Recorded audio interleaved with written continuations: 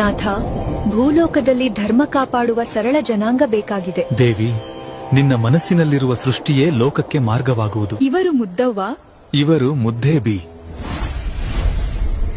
ಜೀವವಿಲ್ಲದೆ ರೂಪ ಸಂಪೂರ್ಣವಲ್ಲ. ದೇವರೇ, ನಮ್ಮ ಧರ್ಮ ಏನು? ನೀವು ಕುರಿಗಳನ್ನು ಸಾಕಿ ಪ್ರಕೃತಿಯನ್ನು ಆರಾಧಿಸಿ ಬದುಕಿರಿ. ನಿಮ್ಮ ಸಂತತಿ ಕುರಬಕುಲವಾಗಿ ಪ್ರಸಿದ್ಧಿಯಾಗುವುದು. ಪರಮೇಶ್ವರ, ಈ ಭೂಮಿ ಫಲವತ್ತಾಗಲಿ, ನನ್ನ ವಂಶ ಧರ್ಮದಲ್ಲಿ ಬೆಳೆಯಲಿ. ಇದು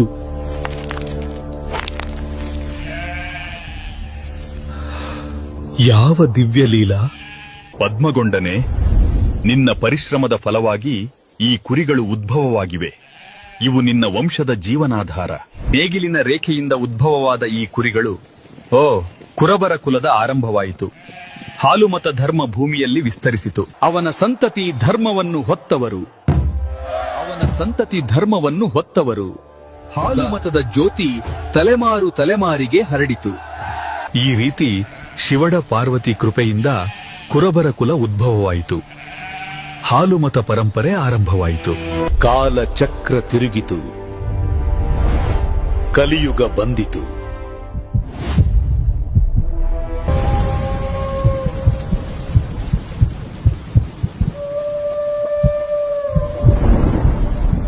ಆ ಸಂತತಿಯೇ ಕಲಿಯುಗದ ಪವಾಡ ಪುರುಷಾದ ಮಾಳಿಂಗರಾಯ 7ನೇ ಅವತಾರ.